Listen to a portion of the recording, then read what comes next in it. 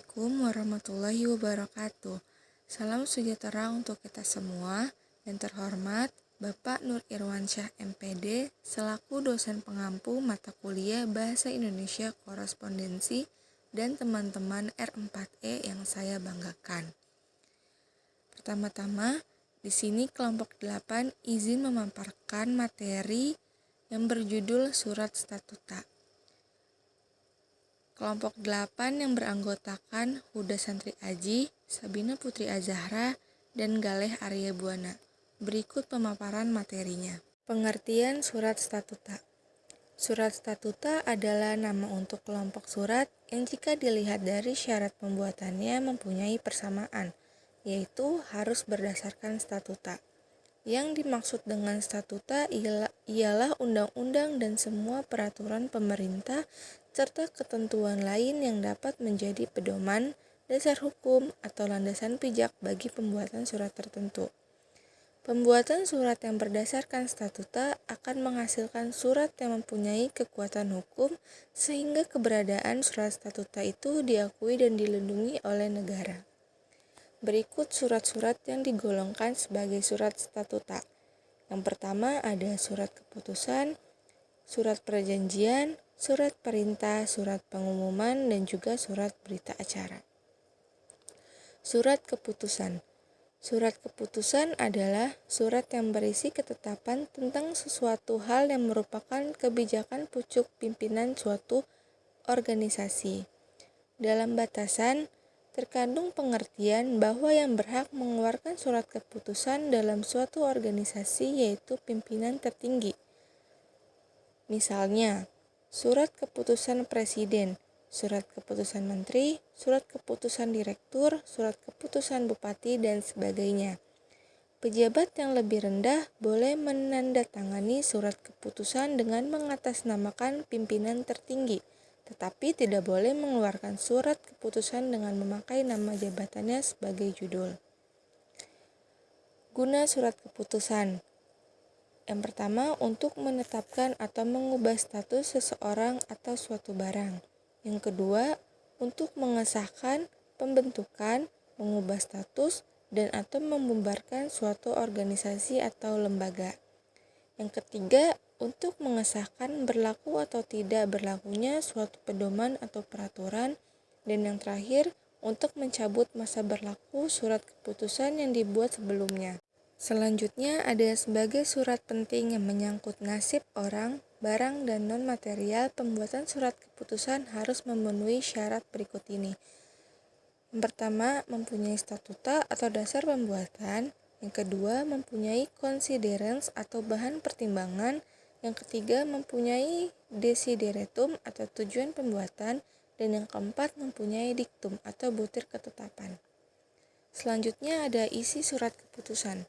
Surat keputusan berisi 3 hal, yaitu considerans, desideratum, dan diktum. Yang pertama ada considerans.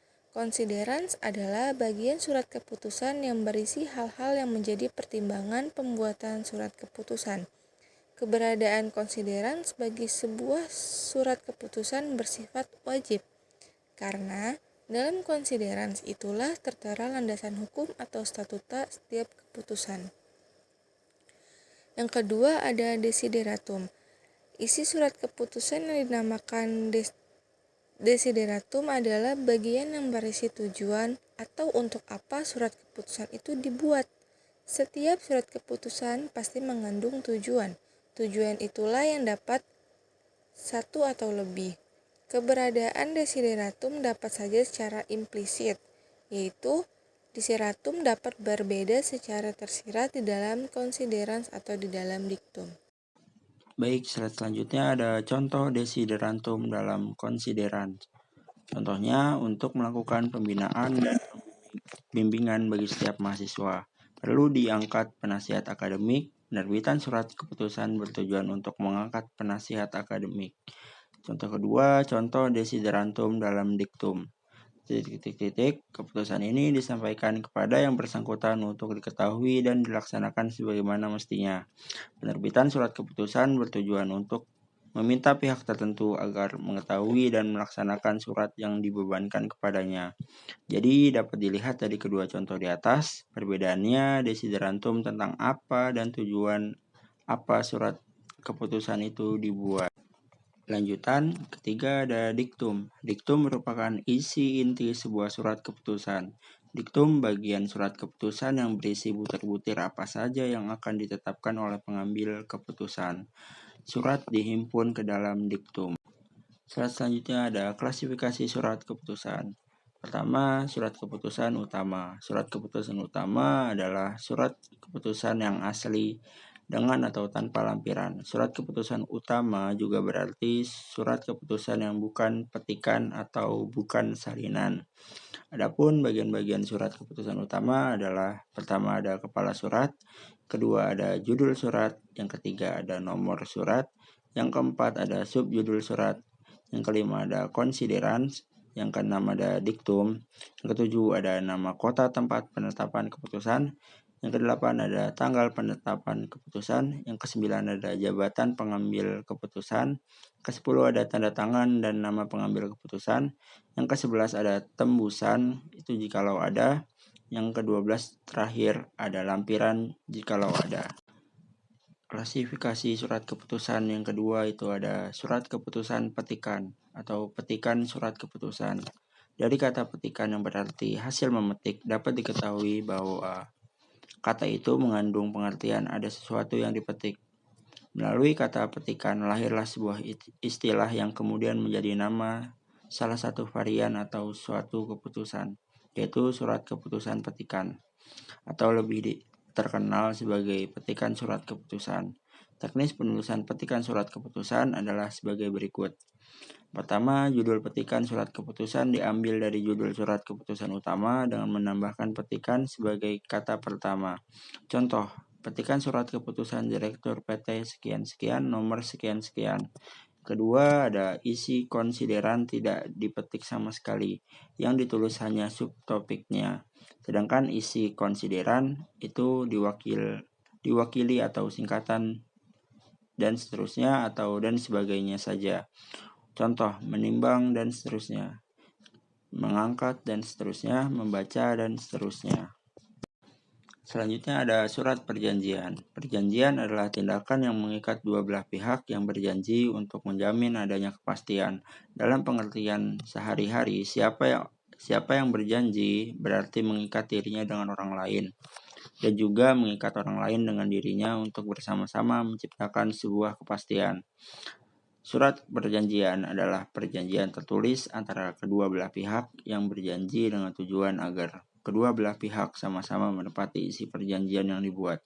Perjanjian dapat diklasifikasikan atas dua macam. Pertama ada perjanjian autentik, yaitu perjanjian disaksikan, dilegalkan, disahkan oleh pejabat pemerintah. Kedua ada perjanjian di bawah tangan, yaitu perjanjian yang tidak disaksikan dan tidak dilegalisasikan oleh pejabat pemerintah.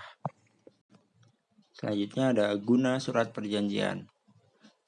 Pertama, untuk menciptakan ketenangan bagi kedua belah pihak yang berjanji karena terdapatnya kepastian di dalam surat perjanjian. Kedua, untuk mengetahui secara jelas batas hak dan kewajiban pihak yang berjanji. Ketiga, untuk menghindari terjadinya perselisihan atau silang pendapat. Yang terakhir yang keempat, untuk bahan penyelesaian perselisihan atau perkara yang mungkin timbul sebagai akibat suatu perjanjian. Lanjut ke syarat sah surat perjanjian adalah sebagai berikut. Di antaranya, pertama, surat perjanjian harus ditulis di atas kertas segel atau kertas biasa yang dibubuhi dengan materai. Kedua, pembuatan surat perjanjian harus ada rasa ikhlas, rela, tanpa paksaan. Selanjutnya ada perjanjian jual beli. Perjanjian ini dipakai untuk jual beli barang atau material. Untuk jual beli jasa dapat dibuat sejenis surat perjanjian yang lazim disebut kontrak. Dalam surat perjanjian jual beli diatur ketentuan tentang: yang pertama ada jenis barang yang diperjualbelikan, yang kedua ada harga yang disetujui bersama, yang ketiga ada cara pembayaran, yang keempat waktu pembayaran, yang kelima cara penyerahan barang, waktu penyerahan barang, dan yang terakhir ada tempat penyerahan barang. Selanjutnya yang kedua ada perjanjian sewa beli. Yang dimaksud dengan perjanjian sewa beli ialah jual beli barang dengan pembayaran secara angsuran tanpa uang muka. Bayaran diserahkan pada waktu perjanjian ditangani oleh kedua belah pihak, atau dapat juga beberapa waktu setelahnya. Dalam perjanjian sewa beli lazimnya dicantumkan nama khusus, yaitu selama pembeli belum melunasi angsuran yang terakhir, statusnya adalah penyewa belum pemilik. Selanjutnya ada surat perintah. Sesuai dengan namanya, surat perintah berisi perintah atau tugas tertentu. Dengan adanya surat perintah, orang yang instruksi dari atasan kepada bawahan agar bawahan melakukan diperintahkan wajib melaksanakan tugas yang dibebankannya. Seperti halnya surat statuta yang lain, surat perintah juga mempunyai statuta yang melandasi pemberian perintah. Selanjutnya ada bagian-bagian surat perintah. Yang pertama ada judul surat perintah dengan subjudulnya bila ada. Yang kedua nomor surat perintah. Yang ketiga considerance, pertimbangan pembuatan perintah. Yang keempat ada isi perintah, diawali dengan penunjukan kepada siapa perintah diberikan dan apa yang harus dilakukannya. Yang kelima nama kota tempat surat perintah dikeluarkan. Yang keenam ada tanggal, bulan, dan tahun surat perintah dikeluarkan. Yang ketujuh ada nama dan tanda tangan pejabat yang memberi perintah. Yang kedelapan kalau ada tembusan. Surat pengumuman. Surat pengumuman ialah surat yang berisi tentang pemberitahuan kepada orang banyak, pengumuman mengenai sesuatu hal yang perlu diketahui oleh siapa saja yang berkepentingan sesuai dengan pengumuman itu. Isi surat pengumuman pada dasarnya terdiri dari atas 3 bagian. Yang pertama ada bagian kepala, memuat nama organisasi atau instansi, judul pengumuman, dan nomor pengumuman. Yang kedua ada bagian isi, terdiri atas pendahuluan, isi, dan penutup. Yang ketiga ada bagian kaki, memuat nama kota tempat pengumuman dikeluarkan, tanggal, bulan, tahun, nama, dan jabatan penanda tangan. Surat berita acara. Surat berita acara ialah surat yang dipergunakan untuk mencatat suatu peristiwa, yaitu waktu kapan peristiwa itu terjadi, di tempatnya di mana, dan keterangan lain yang berhubungan dengan peristiwa itu. Berita acara dapat mengenal serah terima jabatan, gedung, kendaraan, dan lain-lain. Dan dapat pula mengenai hal-hal lain, umpamanya berita acara pelantikan pejabat, bongkar muat barang, dan berita acara peresmian gedung. Surat berita acara tergolong surat berjudul sehingga bentuk surat ini berbeda dengan bentuk surat berperihal pada umumnya.